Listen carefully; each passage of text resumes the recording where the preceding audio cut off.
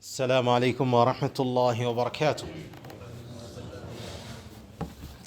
بسم الله، الحمد لله، والصلاة والسلام الأتمان الأكملان على خير خلق الله نبينا محمد وعلى آله وصحبه ومن والاه.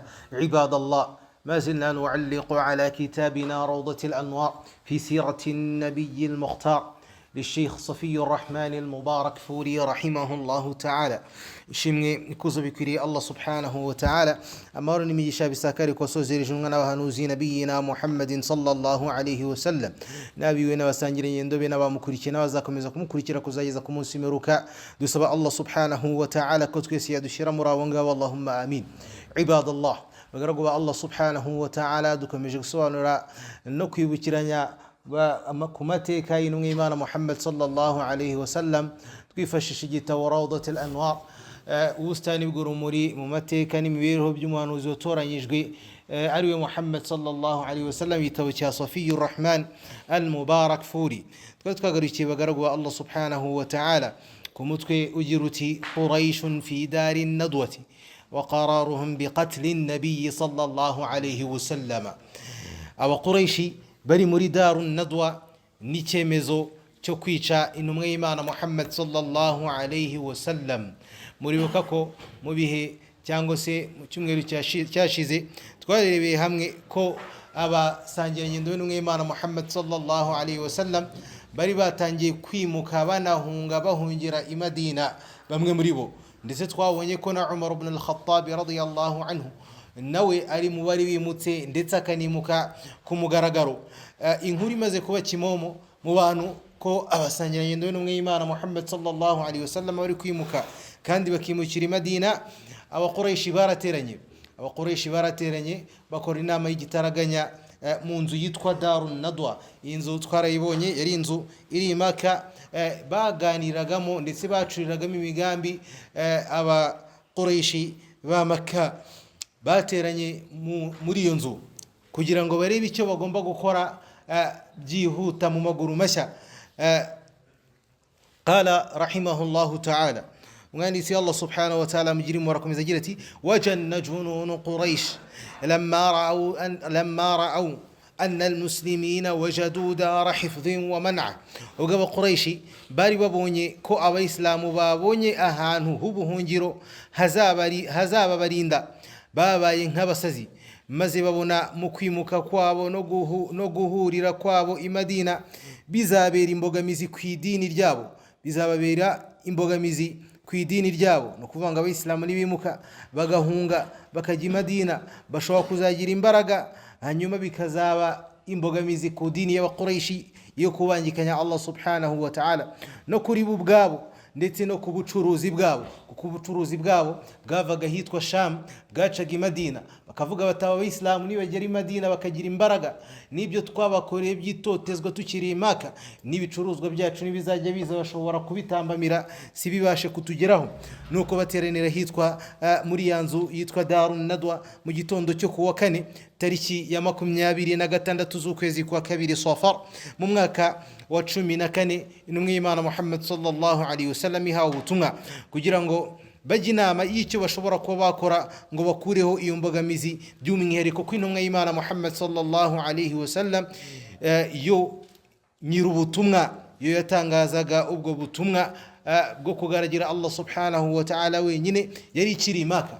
Bari bafite amakuru ko ikiri i Maka, nubwo bamwe bagiye, ariko intumwa y'Imana iracyari i Maka, kandi bakaba baratinyaga ko yasohoka i Maka bugorobye cyangwa se bukeye. Igihe icyo ari cyo cyose intumwa y'Imana yashoboraga kuba nayo yasohoka ikimuka igahunga, nayo igasanga abasangira ngendo bayo i Madina. Iyi nama bakoze muri Darun Nadwa yitabiriwe n'abantu bakomeye mu batware b'Abakurayshi, abantu b'ibikomerezwa mu batware b'Abakurayshi. Initabirwa kandi na Iblis la'natullahi alayhi, yitabiriwe na shaitan. Iyi nama yo gucura umugambi yitabiriwe nanone na Iblis alayhi la'natullah. Ayitabira Iblis ari mu isura y'umusaza w'umunyacyubahiro ukomoka mu bantu bahitwa An-Najdi. Nyuma yuko yari amaze kubisabira uburenganzira, yasabye uburenganzira ko nawe ashobora kuba kujya muri iyo nama mu ishusho y'umusaza w'umunyacyubahiro wahitwa Najdi. Ikibazo cyagejejwe ku bari bateraniyeho, inama noneho yari itangiye. Ikibazo kigezwa ku bari bateraniye muri iyo nama aho ngaho, maze witwa Abul Aswad aravuga ati njye mfite igitekerezo kigira kiti twirukane ku butaka bwacu iyi ntumwa maze dukemure ibyacu, nitwite aho izajya tuyirukane twebwe tuyimeneshe, hanyuma turaba tuyikize n'ibibazo byacu tubikemurira ariko bidahari. Qala Sheikh an-Najdi ash-Shaytan aravuga ati innakum tarawna husnu hadithihi wa halawatu mantiqihi wa ghalabatihi ala qulubi ar-rijal. Shaytan iravuga iti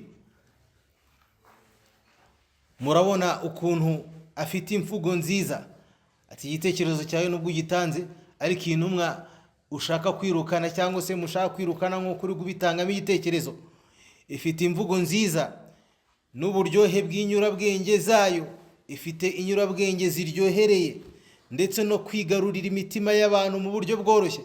Bityo ni tumureka akagenda, nituyireke intumwa y'Imana ikagenda, ntibitangaje ko izashyikira hamwe mu hantu hatuye Abarabu maze ikabigarurira, hanyuma ikazabifashisha yigarurira igihugu cyanyu ikanabakoresha ikishatse. Bityo mwashaka ikindi gitekerezo kiruta iki? Abari aho bumva koko iki gitekerezo ntago gikwiriye, bumva iby'uyu musaza ari kuvuga nibyo. Qala Abul Bakhtari mubari aho nawe yaravuze ati mumufunge kandi mumukingireho urugi kugeza ubwo apfuye, nk'uko byagendekeraga abasizi babayeho mbere ye. Ati njye mfite igitekerezo cyuko twamufunga ndetse tukamurekera aho twamufunze, tugashyiraho urugi, tukabika imfunguzo kugeza ubwo azagera aho agapfa. Qala Sheikh an-Najdi, wa musaza ariwe Shaytan, arabwira ati wallahi la in habastumuhu la yukhrijanna amrahu ila ashabihi. Wa musaza wa an-Najdi ariwe Iblis arabwira ati ndahiye ku Mana ko nimuramuka mumufunze n'ubundi byo bizamenyekana ko yafunzwe mu bayoboke be, kandi muzi ko bamurutisha ababyeyi babo n'abana babo. Wa hadha huwa sahih. Abasanye indobe n'umwe y'Imana barutishaga intumwa y'Imana Muhammad sallallahu alayhi wa sallam ababyeyi babo ndetse n'abana babo. Yaqulu salawatullahi wa salamuhu alayhi, intumwa y'Imana iravuga iti man kana yu'minu billahi wal yawmil akhir, uzaba yemera Allah subhanahu wa ta'ala akemera n'umunsi w'imperuka, azankunde. Ntago umwe muri mwe aremera Allah subhanahu wa ta'ala cyangwa se umunsi w'imperuka keretse amaze kunkunda njye ubwanjye kuruta ubwe n'abana be ndetse n'ababyeyi be. Abasangiye n'intumwa y'Imana Muhammad sallallahu alaihi wasallam rero barasobanukiye no mvugo y'intumwa y'Imana, bayikundaga kurusha abana babo ndetse n'ababyeyi babo ndetse na buri kimwe. Shaytani ibwira abari aho rero iti nimuramuka mumufunze ntacyo bizamara, kuko bakunda intumwa y'Imana cyane, bazatanga ibyabo byose, bazanaza, bazayifunguza, bazahagurukira rimwe bamubambure, banabarusha ubwinshi kugeza igihe babatsinze. Ndumva mwareba ikindi gitekerezo kitari iki. Qala at-taghiyatu Abu Jahl inna liya fihi ra'yan ma arakum waqa'tum alayhi ba'du. Umugizi wa nabi kurusha abandi ariwe Abu Jahl. Abu Jahl yaravuze ati mfite igitekerezo kuri ibyo, kandi sinigeze mbona hari utanga ikimeze nkacyo, dukure muri buri bwoko umusore, w'intarumikwa ukwiriye, ukomoka mu muryango wubahitse muri twe, umusore umunyacyubahiro w'intarumikwa ukomoka mu muryango wubahitse muri twe, nuko buri wese tumuha inkota ityaye, hanyuma bamuhurireho bamwicisha inkota nk'umuntu umwe, bamuhurireho bamwicisha inkota nk'umuntu umwe, buri bwoko buzaryozwe amaraso ye. Kuvuga ngo nimba turi ubwoko mu Bakuraishi turi ubwoko 10, buri bwoko buhazane umusore umwe w'intarumikwa kandi wubahitse mu muryango wabo muri ubwo bwoko bwabo, buri wese tumuha inkota bazajye kunumwe Imana bayihurizeho, nibarangiza bayitera inkota imwe nk'iy'umuntu umwe. Bityo bene Abdi Manaf wari umuryango w'intumwa y'Imana akomokagamo mu Bakuraishi ntibazigera bashobora kurwanya Abakuraishi bose. Icyo gihe ntabwo bazabasha kurwanya Abakuraishi bose kuko twese tuzaba tubazwa amaraso y'intumwa y'Imana. Bizaba impamvu yuko wemera impozamarira tuyibahe, bazisanga nta kindi bari bukore ari ukwakira impozamarira yuko twishe umuntu wabo, niturangiza bizaba byoroshye tubahereze impozamarira hanyuma birangire ya ntumwa yabo tuyikire. قال الشيخ النجدي القول ما قال الرجل هذا الرأي الذي لا أرى غيره ومسازا والنجدي أريو إبليس arabwirati igitekerezo kizima nicyo uwo mugabo avuze, ndetse ni nacyo gitekerezo nanjye mbona gisumba ibindi. Nuko abari mu nama bemeza icyo gitekerezo barasohoka batangira gutegura no kwitegura gushyira mu bikorwa iki cyemezo. قال رحمه الله تعالى بين تدبير قريش وتدبير الله سبحانه وتعالى، hagati y'imigambi mibisha y'Abakuraishi ndetse no kuburizamo kwa Allah nyir'ubutagatifu imigambi yabo, noneho bagiye gushyira mu bikorwa cya gitekerezo bagize muri ya nama yabo. ومن طبيعة مثل هذا الاجتماع السرية للغاية، no miterere ibadallah y'inama nk'izi ngizi nk'iyi bari bakoze ni ukugira ibanga mu buryo bukomeye no kudashyira ku mugaragaro icyo ari cyo cyose kinyuranyije n'ubuzima bwa buri munsi. Ni ukuvuga ngo abantu bafashe icyemezo nk'iki ntabwo baba bagomba gukora ikosa nubwo ryaba ritoya ngo bahindure ubuzima kugira ngo hatagira ushobora kuba yabakeka, cyangwa se ngo bakore ikinyuranye n'ibyo abantu basanzwe bamenyereye muri ako gace, kugira ngo hatagira uwo ari we wese warabuka umugambi uri gutegurwa, no kugira ngo hatagira utekereza ko haba hari ikibi kiri gutegurwa. Qala wa kana hadha makram min Quraish, ibi byari amayeri y'Abakuraishi, ariko uwo bashatse kuzana amayeri yari Allah subhanahu wa ta'ala, khaliquna, umuremyi w'abantu bose, ndetse ubuzi ibyo bakora, uzi n'intambwe zabo, uzi ibyo batekereza mbere yuko babitekereza. maze bakoza isoni Allah subhanahu wa ta'ala mu buryo batatekerezaga. Malaika Jibril alayhi salatu wassalam yaramanutse. Jibril yatumwe na Allah subhanahu wa ta'ala min fawqi 7 samawat, ava kwa Allah subhanahu wa ta'ala hejuru y'ibirere birindwi, aramanuka abwira intumwa y'Imana Muhammad sallallahu alayhi wasallam umugambi mubisha w'Abakuraishi bari gutegura wo gushaka kuyica, bityo ayiha n'uburenganzira bwo kuba yahunga noneho, ndetse anayibwira igihe izabikorera, anayibwira igihe igomba kuzahungira, ayereka inzira ikwiye izifashisha aburizamo umugambi mubisha wa Quraysh. Maze anabwira intumwa y'Imana ati, abwira Jibril, abwira intumwa y'Imana ati, uramenye iri joro nturare aho wari usanzwe urara, uramenye iri joro nturare aho wari usanzwe urara. قال وخرج رسول الله صلى الله عليه وسلم في نحر الظهيرة. intumwa y'Imana Muhammad sallallahu alayhi wasallam yagiye ku manywa y'ihangu, igihe abantu baba baruhutse mu ngo zabo, mu muco w'Abarabu ku manywa mu masaa 7 nyuma yo gusara salatu dhuhri, kubera igihugu cyabo kiba gishyushye cyane, nibwo izuba riba rikaze, ubushyuhe umuntu adashobora kuba yabwisukira ayo masaha ngo agende. Akenshi bafataga akaruhuko nyuma ya dhuhri kugeza hafi ya al-asri, mbere yuko isengesho ryinjira bakitegura gusari, izuba naryo rimaze kugabanya ubukana bwaryo bakajya mu yindi mirimo cyangwa mu zindi gahunda zabo. Intumwa y'Imana rero muri icyo gihe abantu baba baruhutse yerekeje kwa Abu Bakr as-Siddiq, Imana imwishimire, maze banoza umugambi wabo wo kuba bahunga, bategura ibigenderwaho bibiri mu buryo buboneye, ndetse bahakazi Abdullah ibn Urayqit al-Laythi wari mu idini ry'Abakuraishi.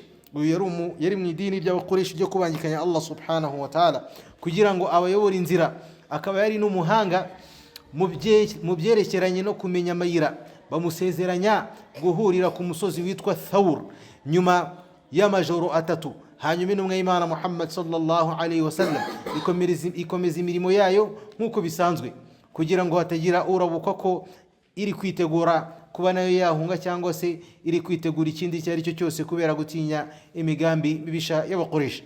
Qala wa kana min adati ar-rasul sallallahu alaihi wasallam an yanama fi awaili al-layl ba'da salati al-isha. Byari mu muco w'intumwa y'Imana Muhammad sallallahu alaihi wasallam kwiryama mu ntangiriro z'ijoro nyuma y'isengesho rya nijoro al-isha. Iki ni nacyo gihe cyiza umuntu wese aba akwiriye kuryamiramo kugira abashe kuza kwitegura gusari salatul fajr, ndetse Allah nanamushoboza aze kubyuka akore qiyamul layl. Intumwa y'Imana rero yaryamaga mu gice cya mbere cy'ijoro nyuma salatul isha, ikanajya ku musigiti mutagatifu gusengeramo isengesho ry'ijoro tahajjud. Bigeze mu gice cy'ijoro, mu gice cya gatatu cya nyuma mu gice cy'ijoro, bigeze fi nisfi al-akhir min al-layl, mu gice cya nyuma cy'ijoro, yarabyukaga ikajya noneho gusari tahajjud ku musigiti ku ngoro ntagatifu ya Makka. Muri iryo joro intumwa y'Imana Muhammad sallallahu alaihi wasallam yasabye Ali, Imana imwishimire, ko aryama ku buriri bwayo, ndetse iranamuhumuriza imubwira ko nta kintu na kimwe kibuze kuza kumubaho.